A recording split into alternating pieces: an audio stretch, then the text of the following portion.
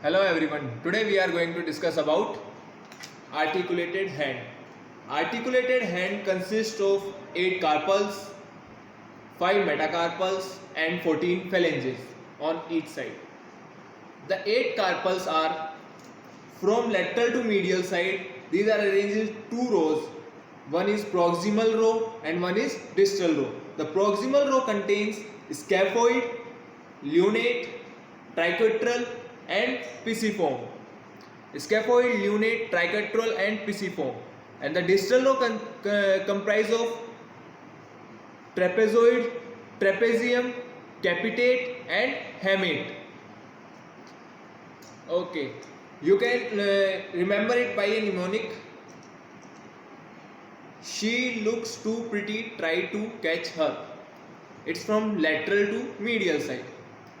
Next thing is, it has 5 metacarpals. From first one, which is from lateral to medial side.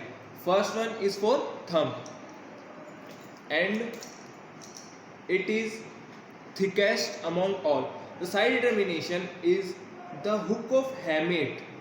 Always you have to put it on palmar aspect, and the concavity of phalanges or concavity of metacarpals and phalanges, shaft of metacarpals and phalanges is always towards the palmar aspect. So by this you can determine the side of articulated hand. Next we talk about the carpals. The scaphoid is of boat shape. Its shape is boat-like, and it has a tubercle on palmar surface, palmar tubercle. And the lunate is moon-like shape. The triquetral is pyramidal in shape and pisiform is pea-like. Trapezoid and trapezium, these are named as name shows their shapes. Capitate is the largest carpal bone, and the hamate. Hamate is wedge shape and you can see a hook projecting forwards towards the palmar surface. That is the hook of hamate. Hook of hamate and pisiform provide attachment to the medial part of flexor retinaculum. These two are the medial pillars of the flexor retinaculum, provide attachment to the flexor retinaculum on medial aspect, and on lateral aspect these are provided by the ridge of trapezium and the tubercle of scaphoid. Next we will talk about the ossification of carpal bones. Ossification, these are start from capitate. Capitate, it ossify earliest, it is around 2 months, and hamate, it is around 3 months. End of 3 months it ossifies. These ossification start as a cartilage, then these ossify as bone in 2 months. Capitate, hamate in 3 months, triquetral in 3rd year, then lunate, scaphoid, trapezium and trapezoid. These 4 are around 4 to 5 years of age, and pisiform in 12 years of age. This pisiform ossifies at 12 years of age. Pisiform is an sesamoid bone. It develops in the tendon of flexor carpi ulnaris muscle. The sesamoid bones are those bones which develop in tendon of any muscle.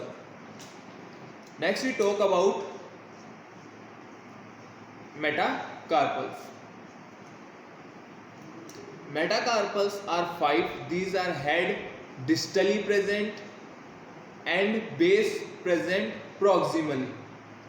Head is distally placed and base is placed proximally, and there is an intervening shaft between these two, and the shaft is concave on palmar aspect and convex on the dorsal aspect.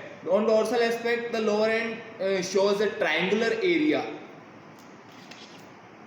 Next is phalanges. Phalanges are 14 in number total.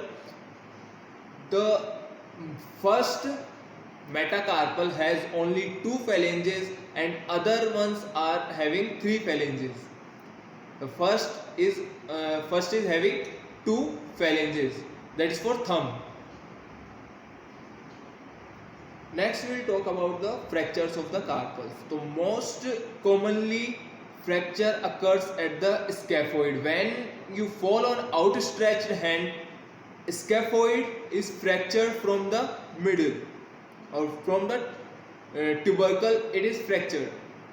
And most commonly dislocated bone is lunate. Most common dislocation occurs at the lunate and most common fracture of the carpal bone occurs at the scaphoid, and the largest carpal bone is capitate and the smallest carpal bone and its sesamoid bone is pisiform. So that is all about the external features of carpal bones. Thanks for watching.